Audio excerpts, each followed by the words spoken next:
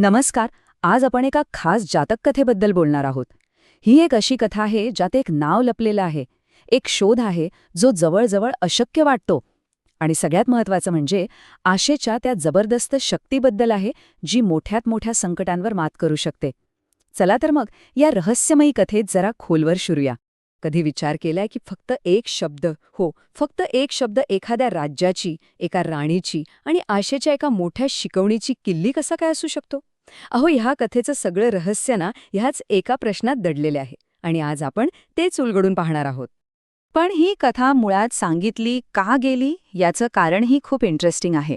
खुद गौतम बुद्धांनी ही कथा अशा एका भिक्षूला सांगितली होती जो आपल्या पूर्वीच्या पत्नीच्या प्रेमात इतका अडकला होता की तो आपला आध्यात्मिक मार्ग सोडून देण्याचा विचार करत होता. तर या कथेची सुरुवात कुठल्या राजवाड्यातून नाही होत, नाही. ही गोष्ट सुरू होते हिमालयाच्या कुशीत, जिथे एक तपस्वी अगदी शांतपणे आपलं जीवन जगत होते. आणि हे तपस्वी म्हणजे दुसरे तिसरे कोणी नसून स्वतः बोधिसत्व होते.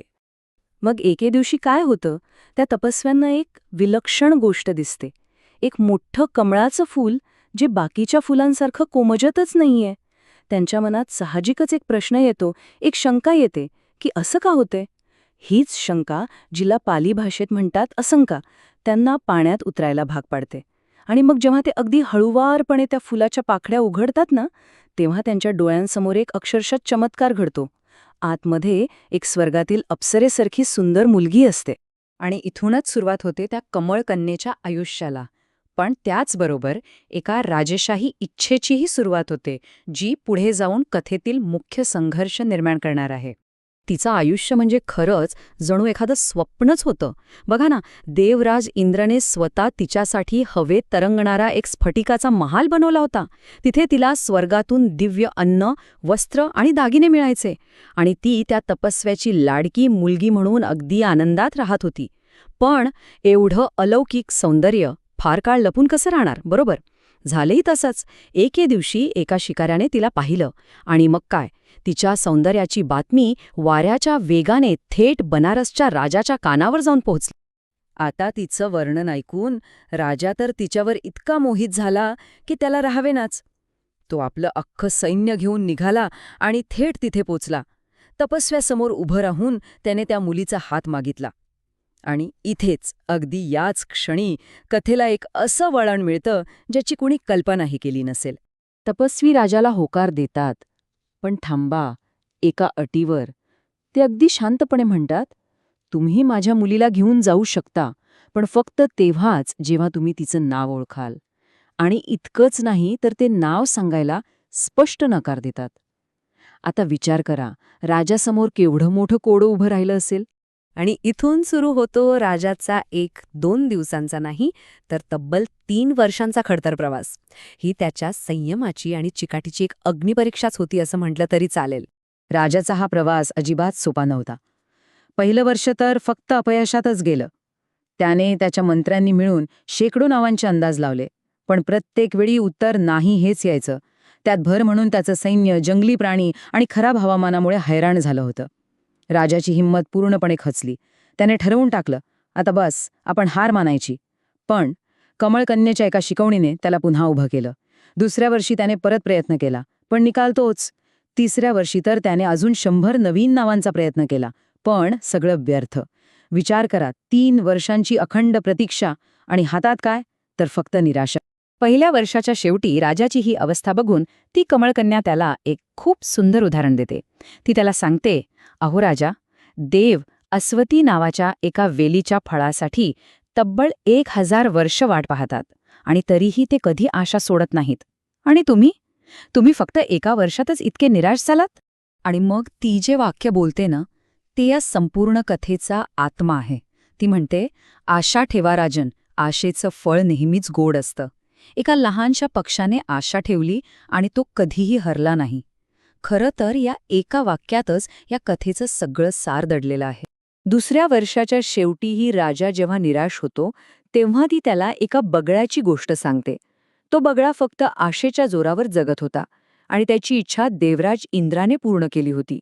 म्हणजे बघा, ती पुन्हा एकदा राजाला धीर देते, चिकाटीने प्रयत्न करत राहायला सांगते आणि आता येतो कथेचा तो क्षण ज्याची आपण सगळे वाट बघतोय, क्लायमॅक्स.